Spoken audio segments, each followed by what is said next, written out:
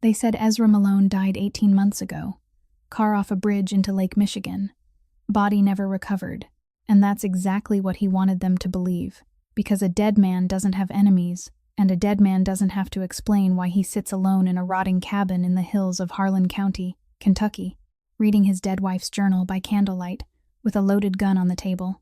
He'd been the Wolf of North Side once, the name that made Chicago's underworld hold its breath. But the bomb that killed Willa and his 4-year-old boy Toby had burned that man down to ash, and what crawled out of the wreckage wasn't a wolf anymore, just a ghost with a list. 9 wishes. She'd written them before she died. 9 things she'd wanted him to become if he ever stopped running from what he was. And he'd done 8. 8 impossible acts of goodness, from hands that had done unforgivable things. But the 9th sat open on his lap and it read, "Be a good man, Huck." A name only she had ever called him, since the summer he'd been sent down from Chicago to Harlan County at 19 to stay out of trouble, and fell in love with a girl named Willa Fenn instead. A name that belonged to a version of himself he wasn't sure still existed. He was heading into the woods to fulfill the final request in her journal when he heard it. Not wind, not animal, the kind of sound a person makes when they're trying to die quietly. She was crumpled at the base of an oak tree, knife to her wrist, blood already running.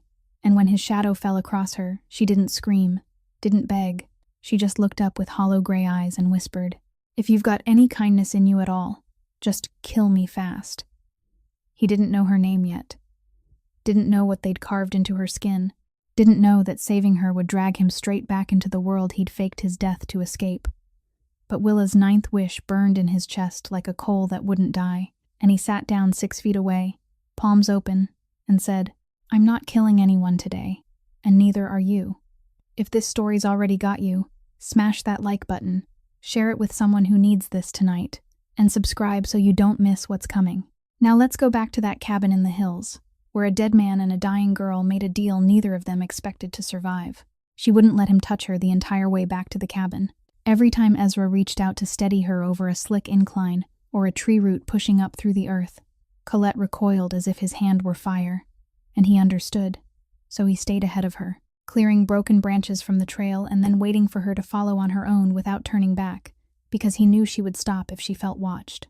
She stumbled twice, and the second time she almost fell completely, but she braced one hand against the ground, pushed herself upright, and kept walking without a word, as though accepting help was more frightening than falling. When the cabin came into view in the middle of the oak grove, Colette stopped and stared at the old wooden house, with its stone chimney and front porch, sagging beneath a curtain of vines. She stood there long enough for Ezra to realize she wasn't looking. She was calculating.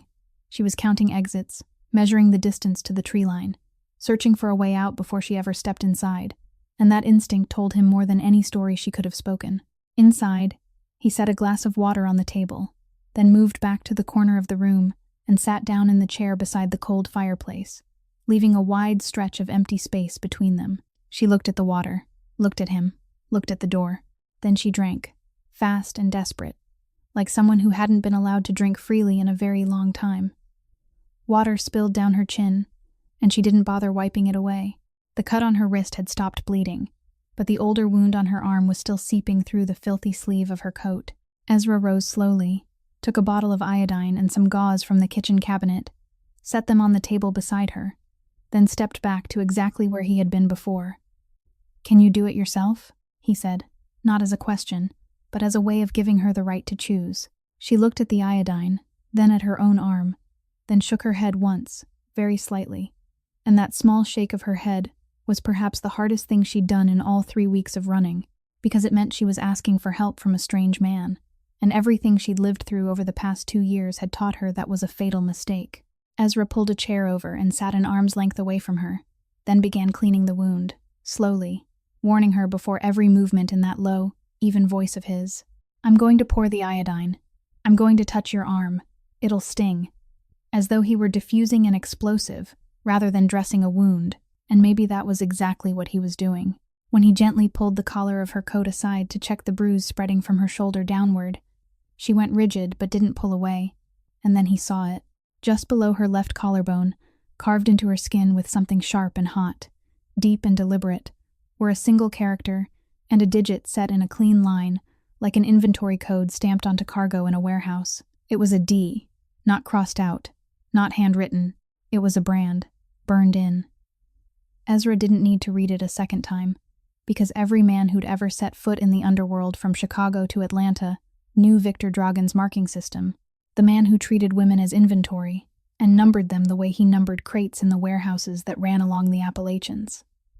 Ezra's hand stopped, not because of fear, because the rage came so fast he had to clench his jaw to hold it inside, that old familiar fury of the North Street wolf, the thing he'd thought had died with that name at the bottom of Lake Michigan. Colette saw where he was looking. Her face drained white, as if all the blood had been pulled from her body in a single heartbeat. She snatched her coat back into place, covering the mark with both hands as if she could shove it back beneath her skin and pretend it had never existed. "Now you've seen it?" she said, her voice flat, stripped of every feeling except the resignation of someone who'd been seen in the place of deepest shame and had no energy left to hide anymore. "I'm merchandise, damaged goods that escaped the warehouse." Ezra didn't look away. He looked straight into her eyes and said slowly, one word at a time, "I see what they did to you. That isn't who you are." She didn't answer. Maybe she didn't believe him. Maybe she'd heard too many words from men to believe any of them anymore. He stood and pointed toward the bed in the corner of the room, a narrow bed with old but clean blankets. "You sleep there. I'll sleep here." He pointed down to the wooden floor beside the fireplace, scarcely 2 meters from the bed. Colette walked to the bed, but didn't lie down. She sat on the edge, her back against the wall, eyes open, watching him as if she were trying to solve an equation she had never encountered in all the 2 years of her captivity, the equation of a man who gave her his bed and lay down on the cold floor without asking for anything, without explaining anything, without wanting anything, and she didn't understand. She truly didn't understand. Ezra lay down, his back against the wooden floor, eyes fixed on the ceiling of the cabin where darkness clung like old smoke, and he thought about the 2 characters burned into her skin, thought about Victor Dragan, thought about the world he had left behind, and he knew that world hadn't stayed where he'd abandoned it. It had followed him all the way into this remote cabin, beneath the skin of a 27-year-old woman sitting on his bed, too afraid to close her eyes. The first 3 days passed like 2 wounded animals locked in the same cage, each lying in a separate corner, licking its own wounds and watching the other from the edge of its vision. Ezra kept to the same rhythm he had maintained through 18 months of hiding. Chopping wood in the early morning while dew still clung to the leaves, cooking 2 meals from canned goods and cured meat from the cupboard, sitting by the fireplace reading Willa's journal as the daylight faded. But now every movement carried an added layer of caution he had never needed before. He didn't step into the room without knocking first on the doorframe. He didn't rise suddenly without saying, "I'm standing up now," in that low, even voice. He didn't pass by Colette without leaving at least an arm's length of space between them, as though he were living with a landmine that hadn't been diffused, and one wrong move could blow everything apart. Colette stayed curled beside the window all day long, her knees drawn up to her chest, her eyes fixed on the line of trees outside, not looking at them, but keeping watch. Every time a branch snapped, or a bird suddenly changed direction in flight, her whole body went rigid for a few seconds before easing again, and Ezra recognized that rhythm because he had seen it before in the warehouse guards who worked for him back in Chicago. Men who had been attacked once, and never stopped fearing the second attack. He would set a plate of food on the table and step back. She would eat when he turned away. He knew because the plate was always empty when he looked again, but he had never once seen her hold a fork, as though eating in front of another person had become a luxury she had forgotten how to do. The first night she sat on the bed and didn't sleep. The second night she slept, but woke 3 times, and each time Ezra heard the change in her breathing. He stayed perfectly still on the floor without moving, because he understood that the worst thing for her now would be waking in the dark and seeing a man moving toward her. On the 3rd night she slept 4 straight hours, and that was the greatest progress either of them said nothing about. On the morning of the 4th day, Ezra was washing dishes at the sink when he heard light footsteps stop in the middle of the room. She was standing in front of the cracked mirror beside the wash basin, the glass split by a diagonal fracture running from the left corner toward the center, dividing her face into 2 uneven halves, and she stood there looking at herself the way a person looks at a stranger. Her hand touched the dark brown hair she hadn't brushed in weeks, tangled locks stuck together in dirty clumps, and she spoke without turning around, her voice so soft Ezra almost didn't hear it. "They cut our hair on the first day. Said long hair was a luxury that had to be earned." She didn't explain who they were. She didn't need to. Ezra dried his hands on a towel, opened the kitchen drawer, took out the small scissors from his shaving kit, set them on the table between them, and said, "Do you want me to cut it, or do you want to cut it yourself?" She looked at the scissors, then at him. Then she pulled out a chair and sat down in front of the fireplace, her back straight, her face turned forward, and that was her answer. He stood behind her and began cutting one lock at a time, slow and careful. After each snip, he paused for a beat so she would know he was still exactly where he should be, and doing nothing except cutting. Brown strands fell to the wooden floor around the chair legs like autumn leaves, and while he worked, he realized his hands weren't shaking. Those hands had pulled triggers, closed around throats, dug graves, and now they were holding a pair of scissors to cut the hair of a stranger in a cabin deep in the Kentucky woods, and that was perhaps the closest thing to becoming a good man he had ever done. When he finished, Colette rose and stepped in front of the cracked mirror. Her brown hair now fell evenly to her shoulders, neat, clean, no longer matted together. Her face in the mirror was still thin, still shadowed by dark circles beneath her eyes, still marked by the old fear that hadn't faded. But beneath all of that, there was something new. Not a smile, not yet, but something harder, sharper. Some flicker in her eyes like a person who had just picked up a piece of herself she had thought was gone forever. "You look like yourself again," Ezra said. She touched the ends of her newly cut hair. Gently, as though touching something fragile. "I'm not sure who she is anymore." Silence. The fire in the hearth crackled softly. Her eyes stopped on the leather-bound journal lying on the table by the window. The journal Ezra read every afternoon and never explained. And this time she asked, "Whose is it?" It wasn't a curious question. It was the question of someone who had realized she wasn't the only person in this cabin carrying the dead with her. Ezra looked at the journal, looked at Willa's handwriting on the cover, handwriting he knew by heart in every curve and stroke, and he said, "It belonged to the person I couldn't save." She didn't ask more. He didn't say more. And in that silence, between the hair fallen on the floor and the journal of the dead, for the first time they looked at each other not like strangers, but like two people who understood what loss was, without needing to translate it into words. Rain came down over Harlan County that night, as if the sky wanted to scrub the whole mountain clean, water hammering endlessly against the cabin's tin roof, while wind slipped through the window cracks, carrying the scent of wet earth and rotting leaves. Ezra fed more wood into the fireplace, then opened the kitchen cupboard to find something to cook, and for the first time in 4 days, Colette didn't sit curled beside the window. She rose and stepped to the stove, said nothing, only picked up the small knife, and began slicing potatoes from the sack he had bought before she arrived, each cut steady and precise, the work of someone used to using her hands in tasks that demanded care, and the two of them cooked side by side in silence for the first time, as though that was the only language they both knew how to speak without fearing they might say the wrong thing. He fried the salt pork. She cut the vegetables. Neither of them instructed the other. Neither of them asked the other anything. There was only the hiss of grease and the rain beyond the door, and when they sat down across from one another at the table, it was the first time Colette ate in front of him, without turning her back, without waiting for him to walk away. She picked up her fork and ate slowly, but she didn't hide, and Ezra knew that was a step she had chosen to take on her own. The rain fell harder, the fire in the hearth crackled softly. Then she set down her fork and asked, her voice quiet but direct, "Do you have a family?" Ezra finished chewing his last bite, laid his fork beside the plate, and took a few seconds before answering, not because he didn't know what to say, but because every time he opened his mouth to speak about Willa and Toby, it was like opening a wound he had taught himself not to touch. "I did," he said. "A wife, a 4-year-old son. Lost them both. 6 words." He said no more. He didn't explain the bomb, didn't explain 18 months ago, didn't explain why a Chicago underworld kingpin was sitting in a rotting cabin in Kentucky cooking salt pork for a stranger, and Colette didn't ask more, because she was the kind of person who understood that some grief, if forced into speech, would kill the teller before the story was done.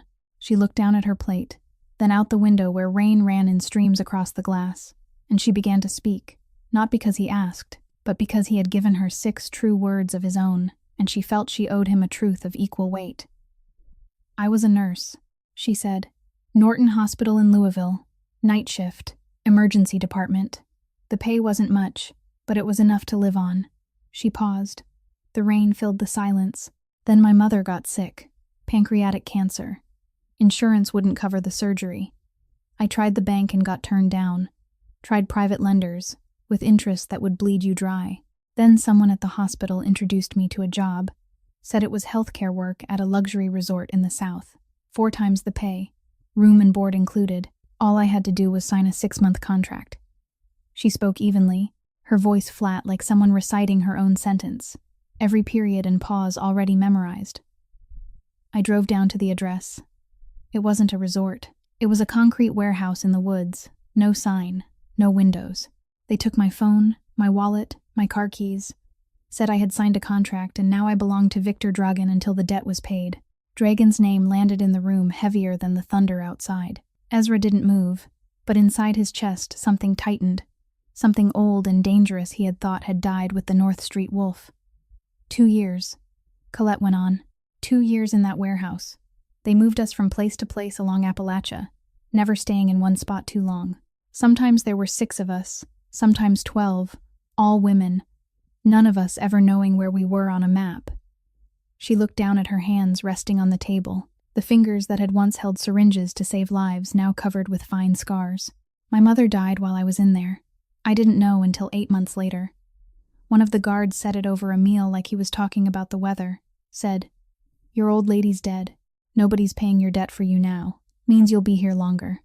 She spoke that line without crying, dryly, like someone who had run out of tears long ago, and now tears were a luxury she could no longer afford. They called it debt repayment.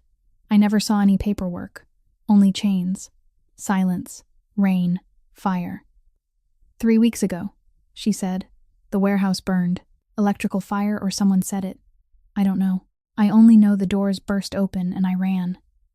Ran into the woods. Ran until my legs couldn't carry me anymore. Then I came here. She didn't say, "Then I met you." She said, "Then I came here," as though the oak tree where she had held the knife to her wrist had been the final destination she chose, not simply the place where she happened to stop. Ezra sat motionless. Outside, thunder rolled through the valley and shook the window seams. Inside his chest, the anger didn't rumble. It burned, slow and steady, like embers being stirred back to life beneath a bed of cold ash, and he realized it had never truly gone out. It had only been waiting beneath 18 months of silence, and now it was rising again, not because of the old violence, but because of something newer, something more dangerous, the fury of a man who wanted to protect instead of destroy. He looked at Willa's journal on the table. He looked at Colette sitting across from him, both hands laid flat against the wood like someone who had poured out everything she had and was empty now.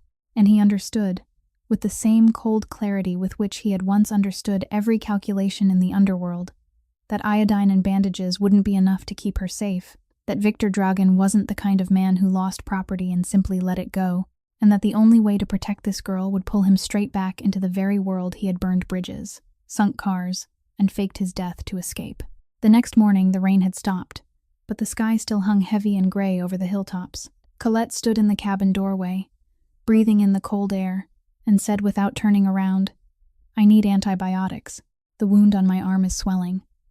Ezra knew she was right because he had already seen the red edge around the old cut spreading wider than it had the day before. Iodine and clean gauze weren't enough. She needed real medicine, and real medicine meant going down into town. He didn't like the idea. For 18 months he had avoided Cumberland, stopping only at Dorothy Pruitt's general store once every 2 weeks to buy necessities. Always paying cash, speaking to no one, coming and going fast. That was how a dead man kept himself dead.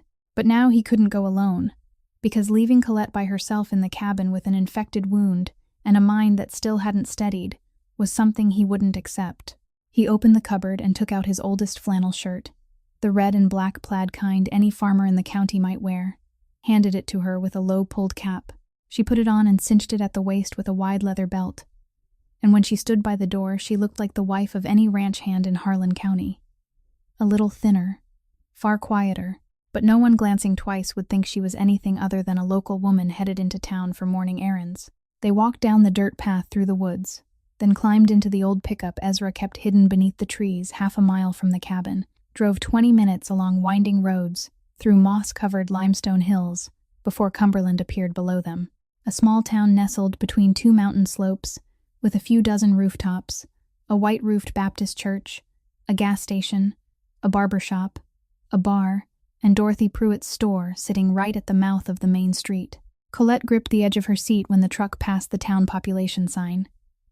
Ezra noticed, but said nothing. He simply parked along the side of the store, instead of out front, where fewer people would see them. Inside, Dorothy Pruitt stood behind the counter, 68 years old, silver hair pinned high, sharp eyes behind round framed glasses.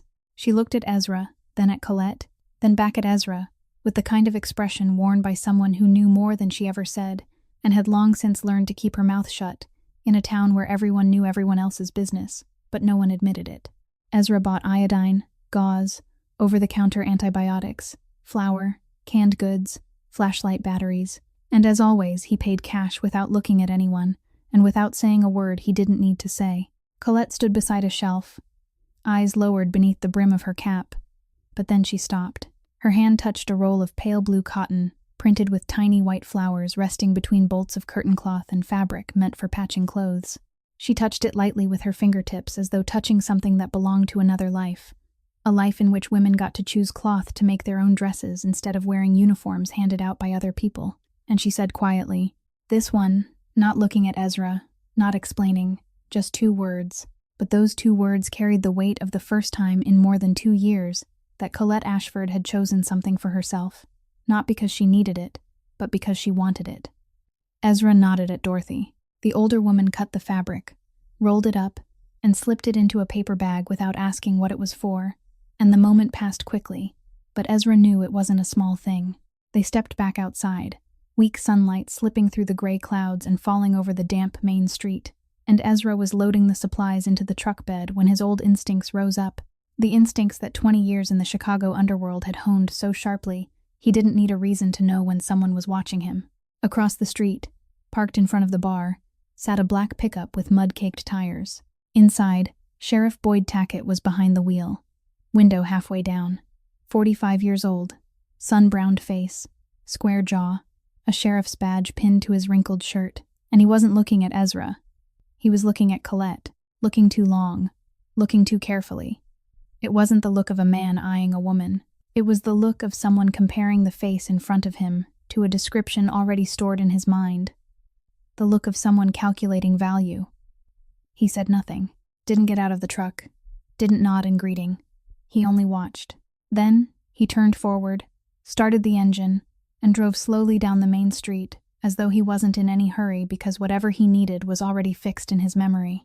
Ezra shut the truck bed, his heartbeat steady, his face unchanged, but inside his head every gear was already turning. On the drive back, when the truck was climbing through the woods and Cumberland had disappeared behind the bend, he said, "The sheriff. He was looking at you." Colette didn't seem surprised. She stared straight ahead through the mud-streaked windshield and answered in the voice of someone who had spent 2 years inside the system and understood exactly how it worked. Dragan has people everywhere. Cops, lawyers, judges. He calls it his insurance system. Every county, every town along Appalachia has at least one person on his payroll. They don't have to do much. Just look and make one phone call. Ezra drove in silence over the rough dirt road, and he knew that phone call, if it hadn't been made already, would be made tonight, and the time he and Colette had left in that quiet cabin in the woods had just been shortened to a handful of days. Ezra waited until Colette was asleep before taking out the disposable phone he had hidden beneath the loose floorboard beside the fireplace. A cheap flip phone bought with cash at a gas station 6 months earlier for the kind of emergency he had hoped would never come, but Boyd Tackett's stare that afternoon had turned that hope to ash. He stepped outside into the dark, walked about 200 meters into the woods until the glow from the fireplace through the cabin window was nothing more than a tiny orange dot among the black trees, then leaned his back against an oak trunk, flipped the phone open, and dialed the only number he still knew by heart besides Willa's, and nobody answered hers anymore. The line rang 4 times. 5. 6. Then Finnegan Corcoran's voice came through on the other end, rough and wary. The voice of a man who didn't answer calls from unknown numbers near midnight unless he was expecting trouble. "Who is this?" Ezra didn't say his name. He said, "North Street, warehouse number 3, November of '09. And the other end went silent for exactly 4 seconds, because that was an old password only 2 men in the world knew. The password from the night the 2 of them had nearly died in the warehouse raid in Wicker Park, when Ezra was only 23 and Finn was 21, and both of them had still been young enough to think they were immortal. Jesus Christ, Finn breathed, his voice breaking midway between shock and anger and something very close to relief. You were dead. Still am, Ezra said, but I need information. A short silence. Ezra heard Finn stand up, heard a door close, heard footsteps crossing a wooden floor.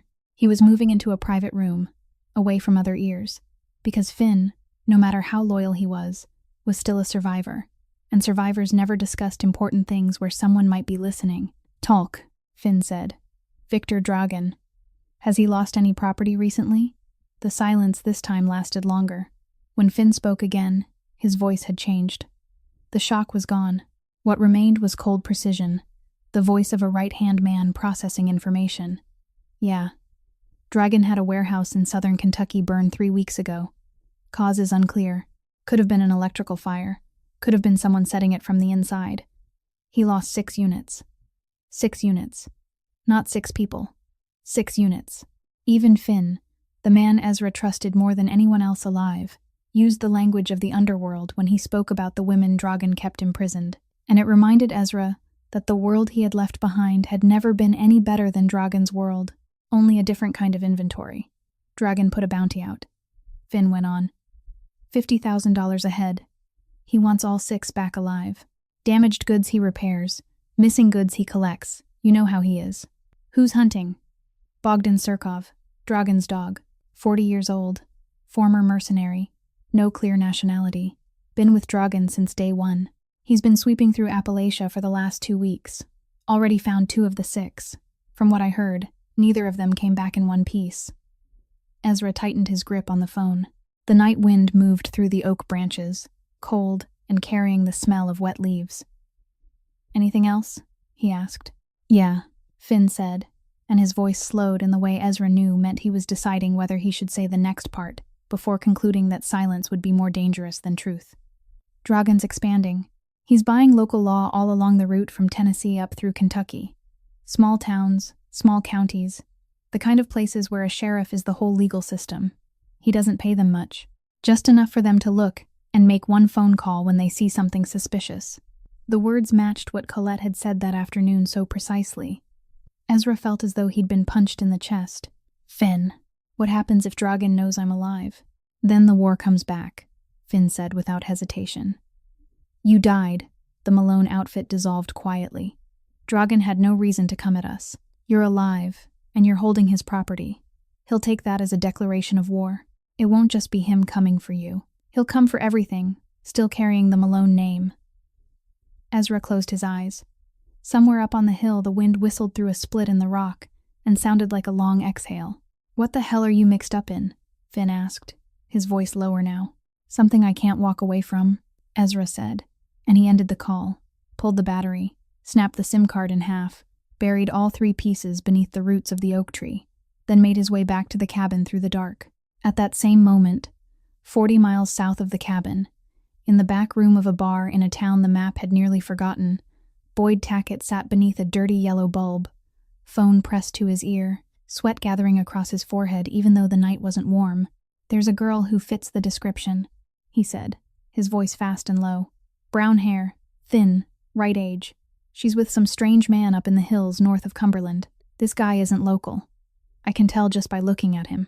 The way he moves, the way he watches, this guy knows how to fight.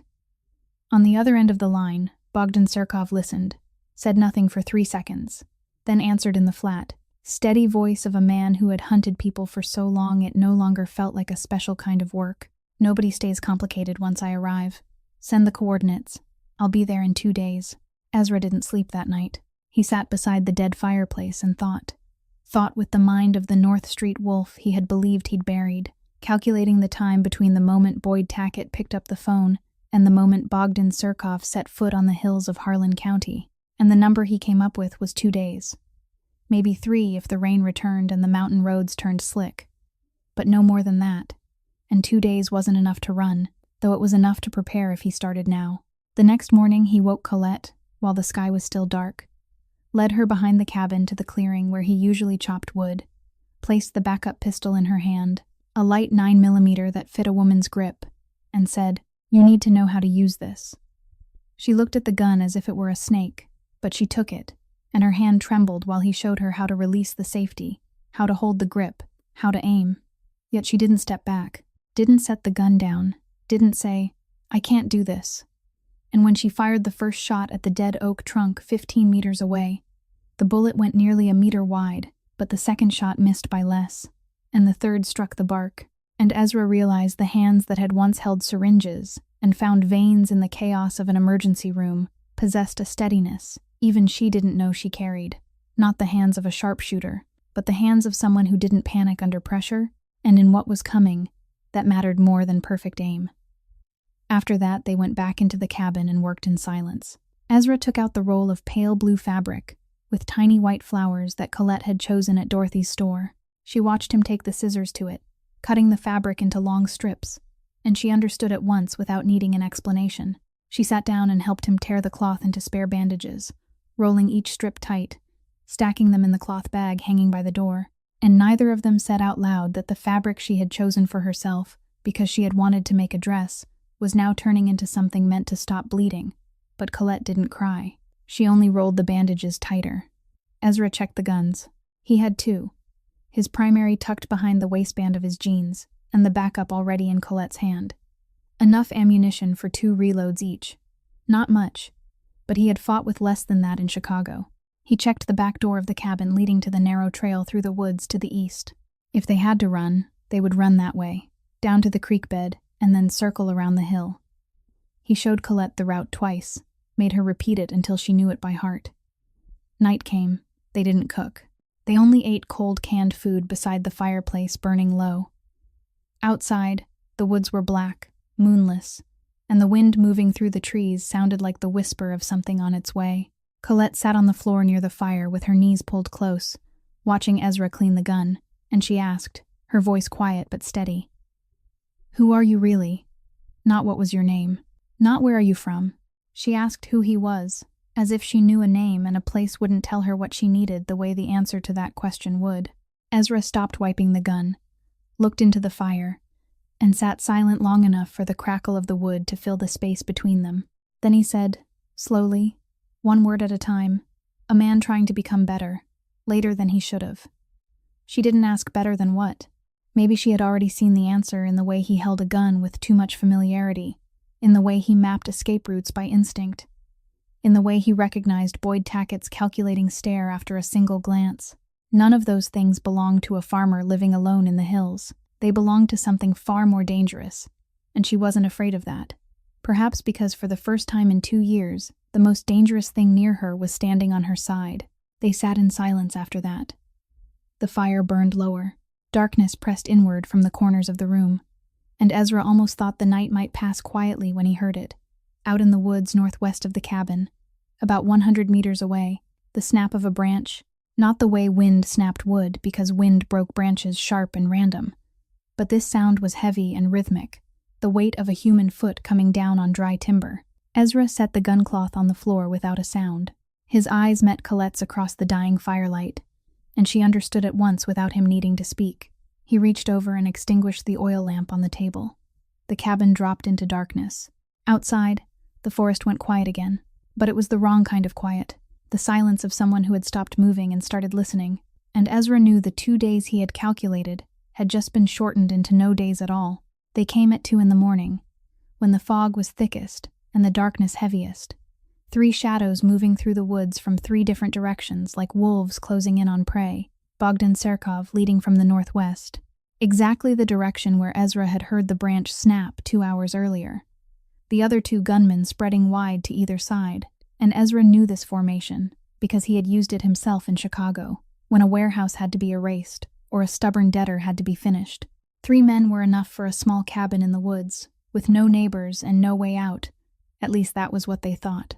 Ezra had moved Colette into the back room the moment he put out the light, and she sat in the dark corner with her back against the wall, the gun resting on her lap, her finger laid along the side of the frame, and not on the trigger, exactly the way he had taught her, and he whispered, "Lock the door.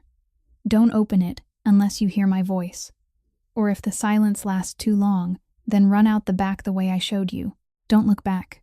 Then he closed the room door and heard the bolt slide into place on the other side. He sat in the darkness of the front room with his back against the wall beside the window, gun in hand, eyes adjusted to the dark, and he waited.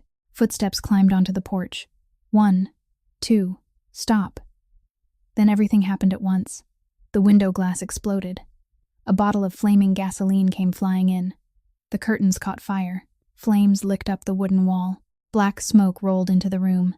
The front door was kicked open. A shadow charged through the smoke. Ezra fired. The first shot went through the lead man's chest, and he fell backward onto the porch, the gun flying from his hand, the wood groaning beneath the weight of his body crashing down. Ezra fired the second shot toward the shattered window where the barrel of a second gun was aiming in, and the bullet struck the wooden frame, splinters bursting outward.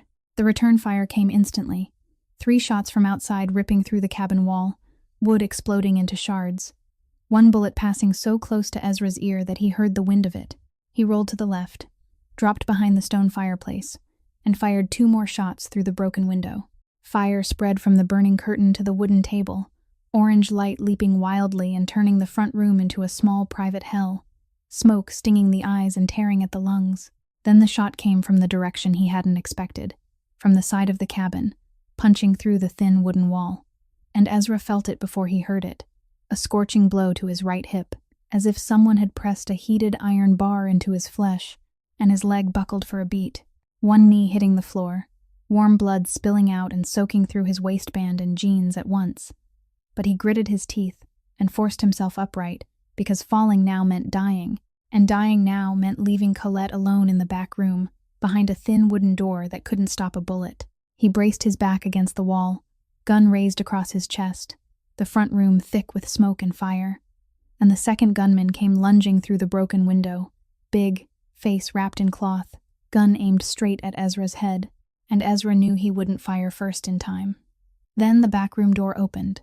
Colette stepped out through the smoke, brown hair loose to her shoulders, her face painted orange and red by the firelight, her gun raised in both hands, and she said, her voice not shaking, not loud, only strong enough to be heard through the crackle of the flames, "Leave him alone." The gunman turned his head toward her, his barrel shifting away from Ezra for less than a second, and in that second Colette pulled the trigger. The bullet struck him in the chest. He staggered back 2 steps, looked down at his chest as if he couldn't believe it, then collapsed onto the floor among the embers and broken glass. Outside, at the side of the cabin where the shot that tore through Ezra's hip had come from, footsteps ran, fast but uneven, Bogdan Surkov pulling back into the darkness of the woods, wounded. Ezra saw blood smeared on the window ledge where he had crouched. One of Ezra's bullets had found him, but not deep enough, and the darkness swallowed him within seconds before Ezra could get off another shot. Then, silence. Only the sound of fire eating through the wooden table and the heavy breathing of the 2 people still standing. Colette rushed forward and smothered the flames with a wet blanket, coughing through the smoke as she worked, her hand still gripping the gun.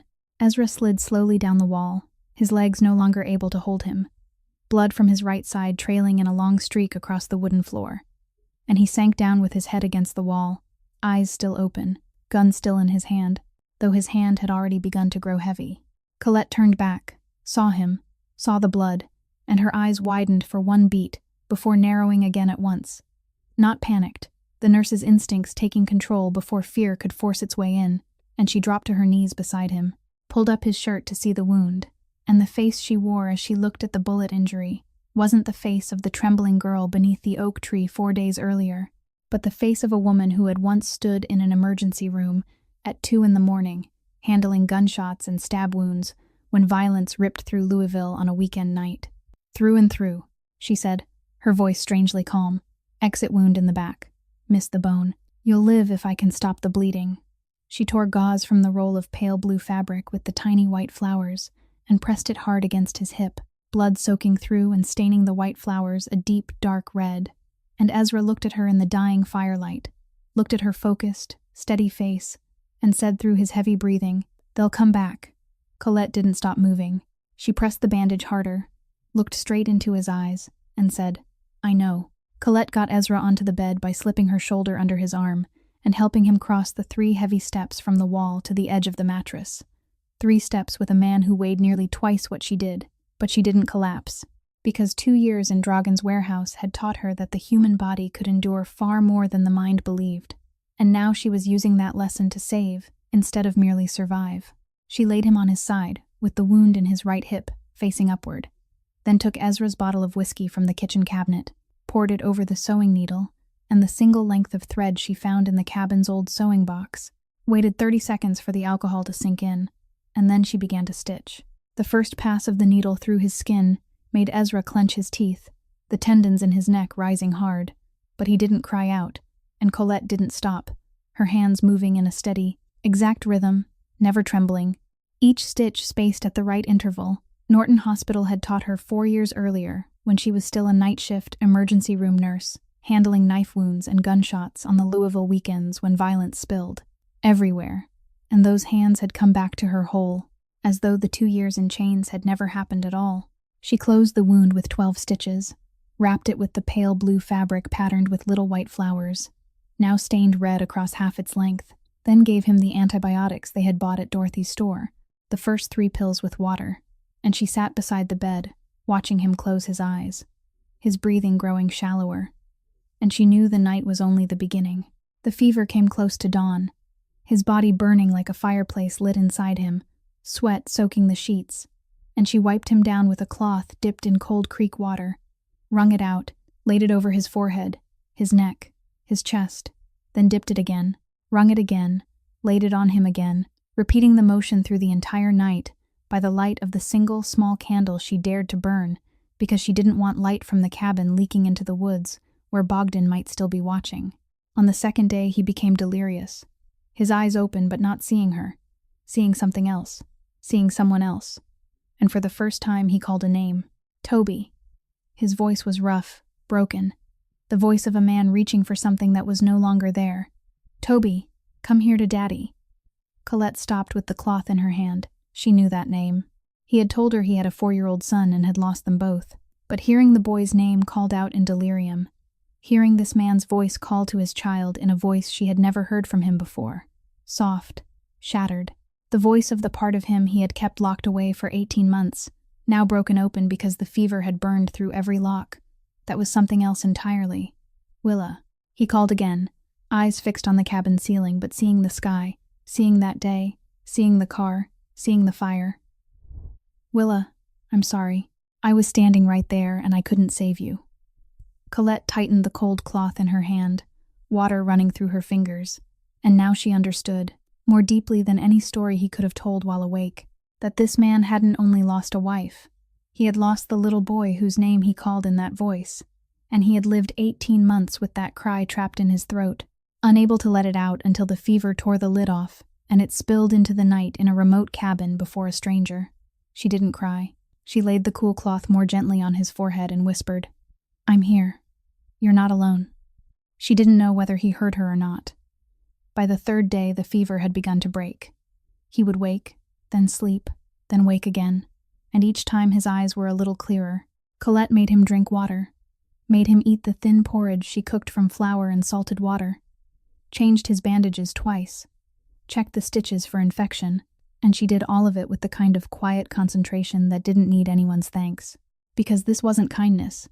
This was her taking herself back, remembering who she had been before Dragon's warehouse stole everything from her. She was someone who saved people. That was her work. It was her nature. And saving Ezra Malone was giving back the part of her that the branded D9 beneath her collarbone had tried to kill forever. At dawn on the 4th day, Ezra woke fully.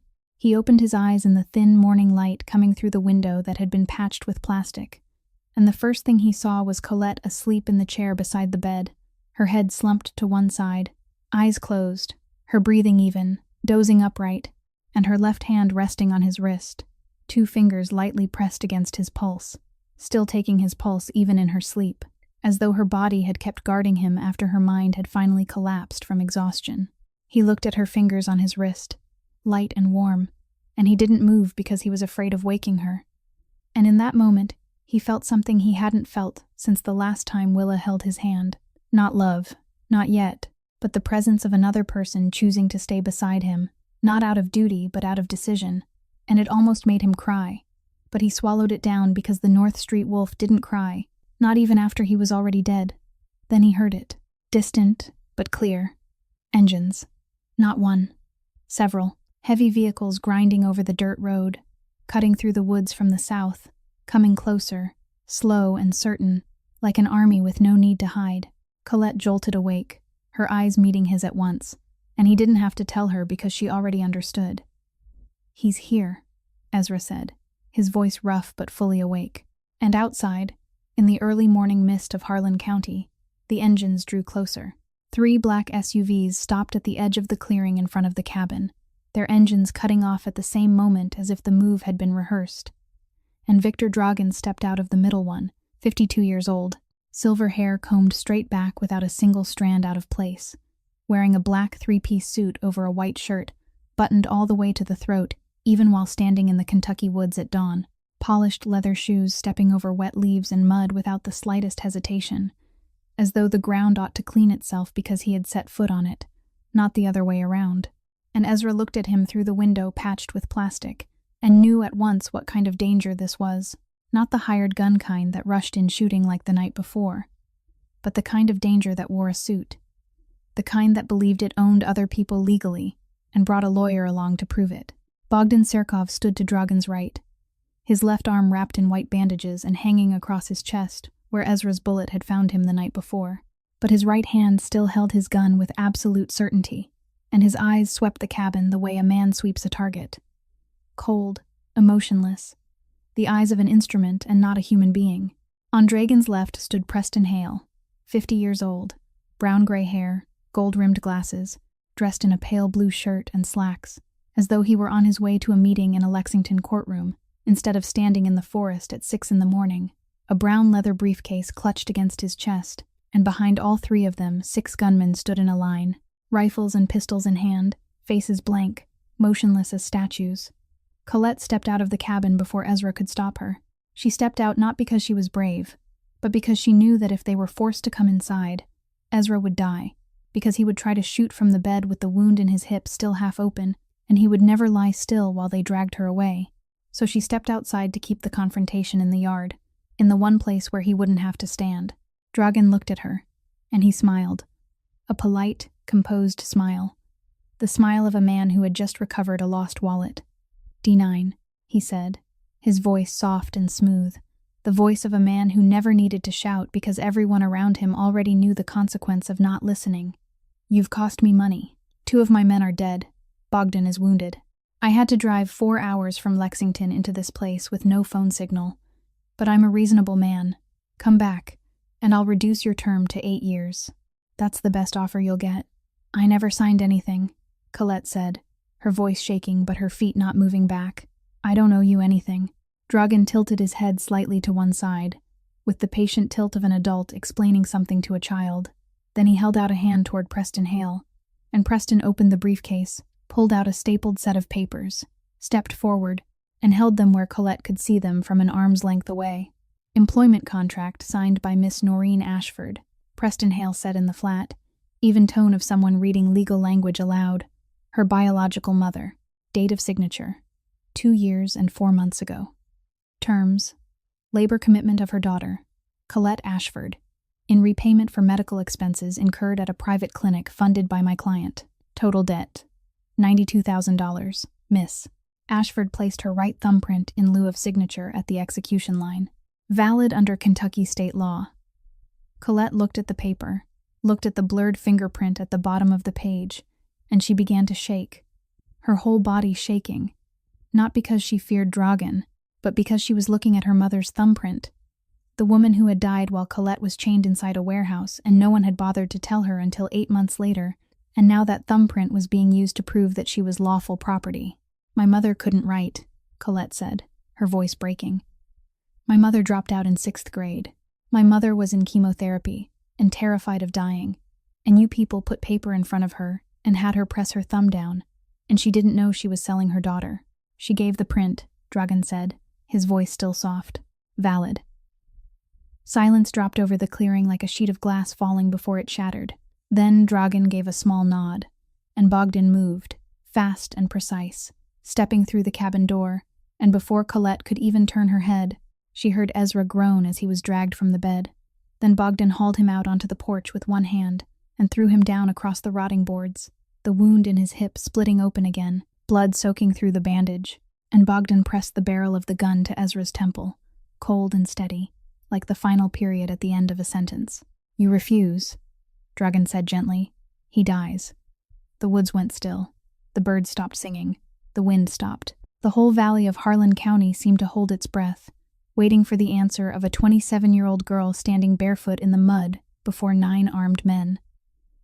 Colette looked at Ezra. Blood was soaking through the pale blue bandage with the little white flowers. His face was gray, but his eyes were open, fixed on her. And in those eyes there was no pleading, no command, only the acceptance of a man who had been ready to die long before he met her. "I'll go," Colette said. "Let me say goodbye." Dragan nodded with the courtesy of a gentleman opening a door for a lady. Colette knelt beside Ezra on the wooden porch, her hand resting on his chest, and to anyone watching it was the tender moment of a girl saying farewell to the man who had saved her. But when she bent close to his ear, her lips almost brushing his skin, she whispered 2 words only he could hear. "Trust me." Colette rose slowly, both arms hanging loose at her sides, her eyes fixed on Dragan without blinking. And everyone in the clearing saw a girl who had surrendered, a piece of property accepting its return to the shelf. But no one saw her right hand slip behind her back as she stood. No one saw her fingers close around the grip of the 9mm tucked into the waistband of her pants, the one she had hidden there before stepping out of the cabin, because she had already known she would step outside, and had already known exactly how this conversation would end from the moment she saw her mother's fingerprint on the contract they were using to sell her. "You want your property?" Colette said, her voice no longer shaking, flat and clear like still water just before the wave breaks. "Come take it." She drew the gun and fired. The bullet struck Dragan in the left side of his chest. He staggered back 2 steps, eyes wide, mouth falling open without making a sound, his hand rising to his chest and touching the blood spreading across his black suit, as if he couldn't believe that what he had called property had just shot through his lung, and the crack in his face spread slowly like glass breaking outward from the center, from shock to pain to fear. And for the first time in his life, Victor Dragan was afraid, and then he dropped to one knee among the weeds. 1 heartbeat. The entire clearing froze for 1 single heartbeat. That was enough. Ezra rolled off the porch onto the limestone edge beside the steps, the wound in his hip tearing open like fire, but he didn't stop. He pulled the gun Colette had hidden for him beneath the porch step before she walked out, and he fired from behind the rock, his first shot hitting the nearest gunman in the shoulder and spinning him to the left as he fell, the second passing so close to Bogdan's head that it forced him to let go of Ezra and dive for cover. Chaos. Dragan's 6 gunmen reacted, but 1 beat too slow, because none of them had expected the girl and the wounded man to fire first, and that 1 beat of delay was the distance between life and death. Colette ran off the porch, bent low across the clearing, bullets slicing past her back, and she slid behind the old oak where she had once sat with the knife at her wrist on the first day she met Ezra, and from behind that oak she fired back, the first shot missing, the second striking the thigh of one of the gunmen trying to circle right and cut off the cabin, and he dropped, his weapon flying from his hand. Preston Hale clutched his briefcase and ran for cover behind an SUV, his face white with terror, because this wasn't a courtroom and he wasn't being paid enough for this. Gunfire ripped the air in both directions. Oak bark exploded. Limestone shattered into white dust. Ezra kept shooting even though every recoil drove pain from his hip into his ribs, as if someone were hammering nails into him from the inside, and he knew he was nearly out of bullets. 2 left, maybe 3. Not enough for 6 gunmen, even with 3 of them already down. Then a new sound came. From the east, from the dirt road leading up the hill, the roar of pickup engines, not one but several, coming fast, and when they broke out of the tree line, Ezra saw Guthrie Bowen behind the wheel of the lead old Ford, 55 years old, Iraq veteran, mechanic from the town of Cumberland. And behind him were 2 more pickups carrying 6 men Ezra recognized from the rare times he had gone into town. Miners, farmers, loggers, Harlan County men, the sort who didn't like strangers bringing trouble into their land, and liked it even less when those strangers brought guns. They jumped down from the trucks with rifles raised, the kind of hunting guns every house in the county kept hanging on the wall for deer and bear. And Guthrie Bowen shouted across the clearing in the voice of a man who had once shouted over bombs in Fallujah and never learned to say anything twice. That's enough. Dragon's 3 remaining gunmen looked around, looked at the 6 rifle barrels aimed at them from 3 sides, looked at their boss kneeling in the grass with blood running from his chest into the wildflowers. And then they dropped their guns, one by one, each weapon falling into the mud. Guthrie walked over to Dragon, looked down at him with the expression a man gives roadside trash, then pulled a folded sheet of paper from his jacket pocket. "The FBI out of Lexington called this morning," Guthrie said coldly. "Victor Dragan, federally wanted, trafficking, money laundering, fraud, 6-state network across Appalachia." Then he turned toward Preston Hale, who was crouched behind the SUV, strode over, yanked the briefcase out of the lawyer's hands, flipped through the papers inside, and threw them down onto the ground beside Dragon. Forged, every bit of it. The girl's free. The word free fell into the clearing through the smoke and the smell of gunpowder. And Colette stood behind the oak and heard it with her whole body, felt it enter her through skin and bone, and through the D9 still carved beneath her collarbone, except now it meant nothing anymore, and her knees gave way not from weakness but from the weight of 2 years of chains being cut by a single word. Dragon collapsed fully onto the frozen, winter-worn ground, his blood soaking into the cold Harlan County soil he had thought he could buy, his empire ending not in a courtroom or a boardroom, but in grass and mud before the eyes of miners and farmers he had never considered a threat. Bogdan Surkov stood motionless beside the cabin porch, looking at Dragan crumpled in the weeds, looking at Colette kneeling behind the oak. And then he did the one thing no one expected. He lowered his gun slowly to the ground, straightened up, and with his right hand pulled his collar aside, revealing on his left shoulder, burned deep into the old scarred skin, 2 characters, D1, the first victim, before all the others, even before Colette. He said nothing. He didn't need to. The scar spoke for him. Colette looked at him from behind the oak, and she didn't forgive him. Maybe never would. But she understood that some people are turned into instruments before they ever get the chance to choose to be human. And Bogdan Surkov raised both hands and let Guthrie cuff him without resistance. Across the clearing, 2 Harlan County men dragged Boyd Tackett out of the black pickup parked at the back of the line of vehicles, where he had stayed hidden the entire time, too afraid to come out, his face pale green, the sheriff's badge on his chest looking more ridiculous than it ever had before. And they shoved him down onto the ground beside the wounded gunman to wait for the FBI to come collect him. 6 weeks passed in the cabin on the hills of Harlan County, slowly and quietly, like creek water moving over limestone. And in those 6 weeks, Ezra healed under Colette's hands through the same rhythm each day. In the morning, she changed his bandages and checked the stitches.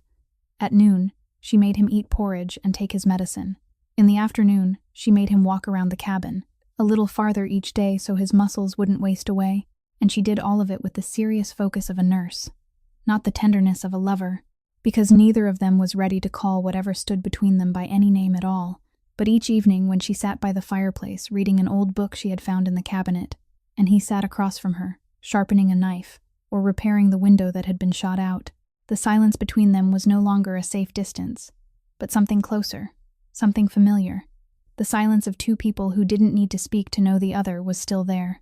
The FBI came to Harlan County 3 days after the fight, taking Dragan away on a stretcher, with Preston Hale in handcuffs and Boyd Tackett in a separate car, while Bogdan Surkov rode in the 3rd vehicle as both suspect and witness, because the D1 scar on his shoulder had opened an entirely new file the FBI had never known about, the first victim in Dragan's system. Colette gave her statement over the phone. She didn't need to go to court. Not yet. Guthrie Bowen vouched that she would be here when they needed her. And people in Harlan County kept their word. Life returned to the slow rhythm of the hills. But Ezra knew there was still one thing unfinished. The thing he had been on his way to do the day he found Colette beneath the oak tree. The thing everything that followed had forced him to set aside. And the morning he managed to walk 3 miles without stopping was the morning he knew the time had come. "There's somewhere I need to go," he said to Colette over breakfast. "It's in Willa's journal, the last task." Colette set down her coffee cup. "I'm coming with you." He didn't refuse. They went into the woods along the trail beside the creek that Ezra had taken 6 weeks earlier, past the moss-covered limestone shelf, past the dead oak split in two by lightning, deeper than where he had stopped last time. Following the hand-drawn map in Willa's journal, the ink blurred, but the lines still readable, because he knew every mark by heart. Turning left at the rock, shaped like a bear's head, going straight across the dry creek bed, then climbing the gentle slope to a small clearing in the woods where an old oak stood by itself, larger than every tree around it, its trunk rough and thick with moss. And Ezra stopped, because he recognized this tree, recognized this clearing. This was where he had kissed Willa Fenn for the first time in the summer when he was 19, when he had been sent down from Chicago to Harlan County to avoid trouble. And instead of avoiding trouble, he had found a brown-haired girl laughing in the sunlight and loved her before he even understood what was happening. And this oak had witnessed that first kiss. He knelt at the base of the tree, took out the small knife, and dug into the soft earth on the north side of the trunk, exactly where the journal had marked it, and 6 inches beneath the surface the blade struck metal. A tin box, small, rusted, the kind that once held mints from the general stores all across Appalachia. And when Ezra lifted it from the earth, his hands trembled, not because it was heavy, but because he knew Willa had buried it here. Her hands had held this box, her fingers had dug this soil, and the rust coating the lid proved it had been lying here for a very long time, longer than their marriage, longer even than Chicago. Ever since that summer, when she was 16 and he was 19, he opened the lid. Inside, folded small, was a scrap of notebook paper torn from a school copybook, the kind with faint blue lines every child at Harlan County High used. The handwriting young and rounded and slanted, blue ink now yellowed with age but still legible, and the letter held only one line. Love everything about yourself, Huck. I only hope you always live well and stay happy. With all my love, Willa.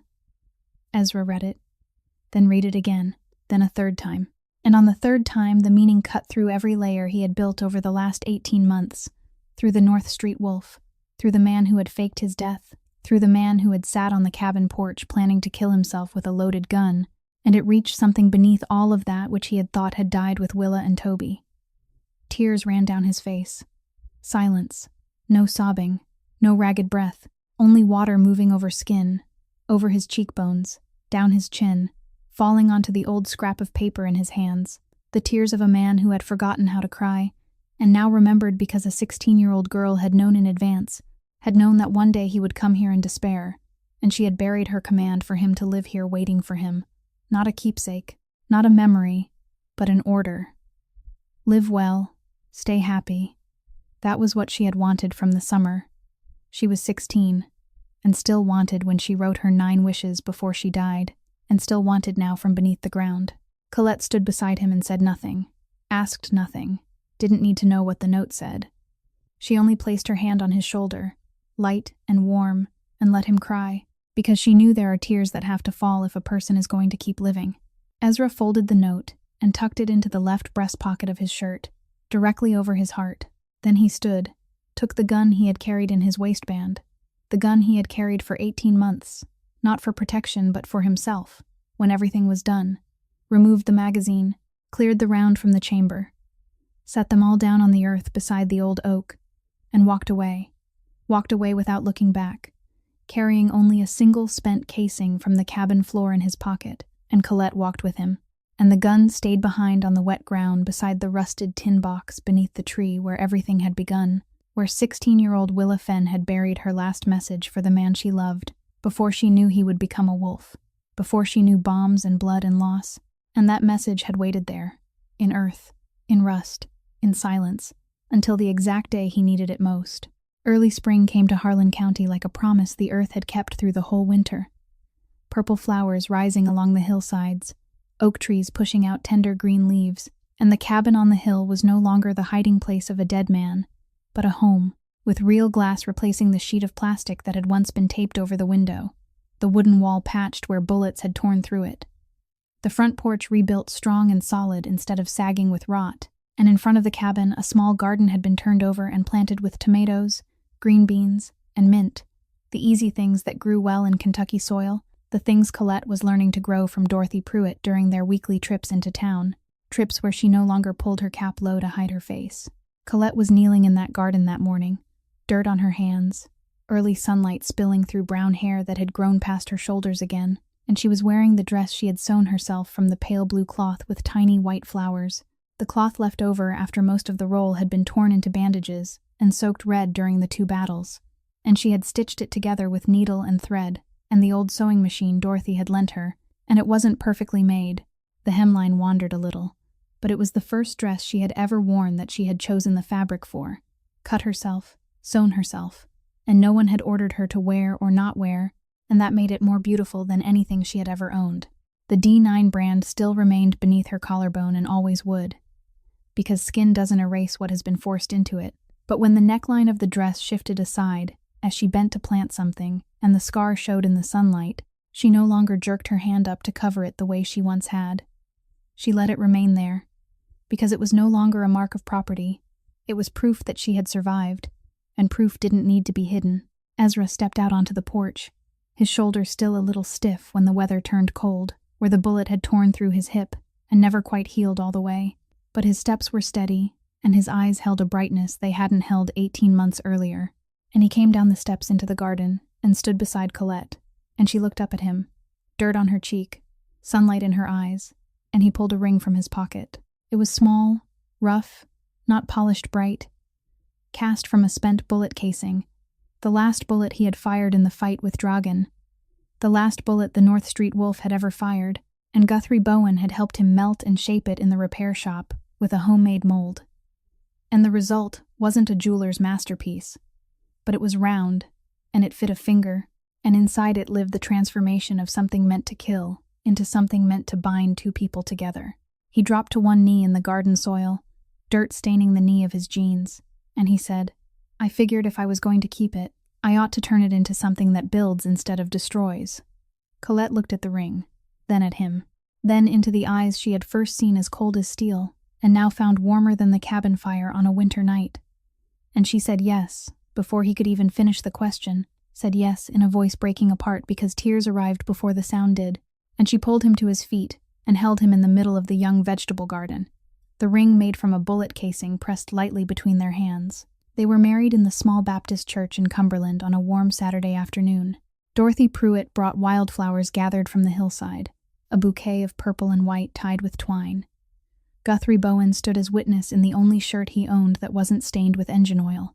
And in the last pew near the door, Finnegan Corcoran sat in silence, having flown in from Chicago that morning, dressed in a black suit like he was attending a funeral, because a funeral was the only kind of occasion he owned a suit for. And when the pastor declared Ezra and Colette husband and wife, Finn saw his former boss smile, for the first time in all the years Finn had known him, the first time the North Street Wolf had smiled, and the expression held no threat, no calculation, nothing dark at all, only a smile. And Finn turned his face away because his eyes were burning and the right hand of a Mafia boss didn't cry in public. The little church applauded.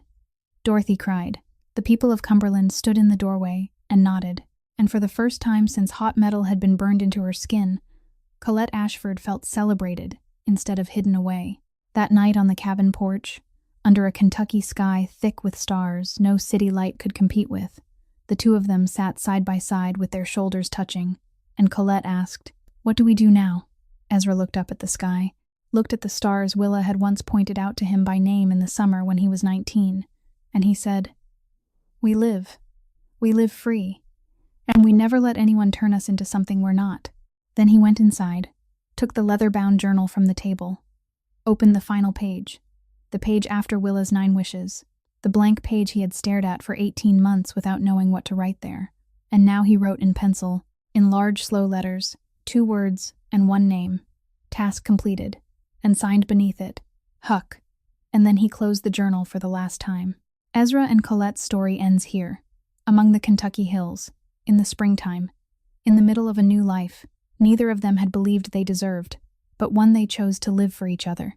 Maybe the greatest lesson in this story isn't about love or revenge or strength, but about something much simpler, that no one has the right to stamp ownership onto another human being, that the past, no matter how soaked in blood, isn't a life sentence if you choose to keep walking, that sometimes the kindest thing one person can do isn't to fight, but to sit down 6 feet away from someone else, open an empty hand, and say, "I'm here."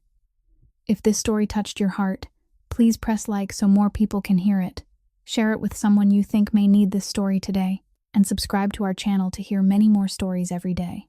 How did this story make you feel? And did it remind you of anything in your own life? Have you ever met someone who completely changed the way you saw life through one small act? Share it with us in the comments below. We read every word and want to hear what you feel from the deepest place in your heart. We wish everyone watching this video good health, a joyful life, peace in every day, and each day another reason to live better for yourself and for the person beside you. Goodbye, and we'll see you again in the next video.